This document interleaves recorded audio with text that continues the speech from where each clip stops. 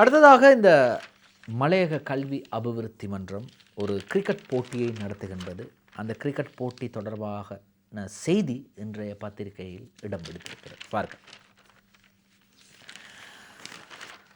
மலையக கல்வி அபிவிருத்தி மன்றத்தின் ருக்மணி அம்மாள் ஞாபகார்த்த மென்பந்து நாக் அவுட் கிரிக்கெட். மலையக கல்வி அபிவிருத்தி மன்றம் 18வது தடவையாகவும் ஏற்பாடு செய்துள்ள ருக்மணி அம்மாள் ஞாபகார்த்த 40 அணிகள் பங்கு பெற்றும் மாபெரும் மென்பந்து நாக் அவுட் கிரிக்கெட் சுற்றுத்தொடர் எதிர்வரும் அக்டோபர் மாதம் 6ஆம் தேதி ஞாயிற்றுக்கிழமை பி சரவணமுத்து சர்வதேச விளையாட்டரங்கில் இடம்பெற உள்ளது.